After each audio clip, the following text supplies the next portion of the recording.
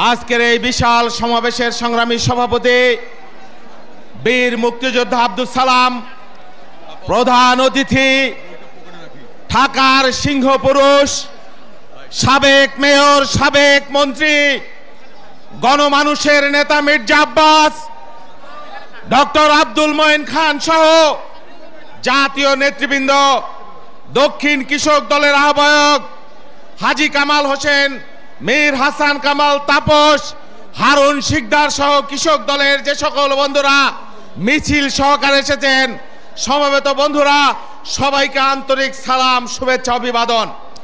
বক্তব্য বেশি লম্বা করতে চাই না, শুধু বলতে চাই আওয়ামী লীগের এখন মরণকাল। আওয়ামী লীগ গেছে পাগল হইয়া, শেখ হাসিনা আরো পাগল। হাইকোর্ট বলেছিল না রং হেডেড, ক্ষমতা শেষবারের মতো টিকিয়ে রাখবার জন্য আকাশে আকাশে ঘুরে বেড়াচ্ছেন। এখন তিনি কোথায় আছে জানেন? আমেরিকায় আছেন ম্যানেজ করবার জন্য।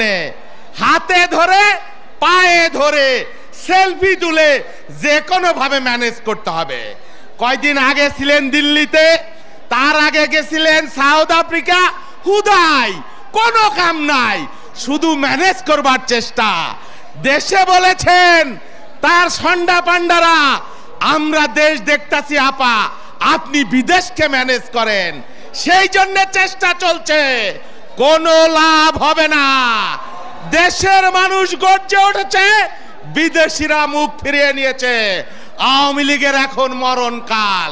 তারা এখন দেউলিয়া হয়ে গেছে, গণবিচ্ছিন্ন হয়ে গেছে, চোরের দল হয়ে গেছে, লুণ্ঠকের দল হয়ে গেছে। ব্রিটিশ বেনিয়াদের মতো, বর্গী মারাঠার মতো দেশের সম্পদ বিদেশে পাচার করছেন। এইবার আর রক্ষা নাই।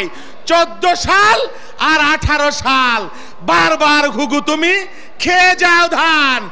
এইবার ঘুঘু তোমার বধিব পরাণ।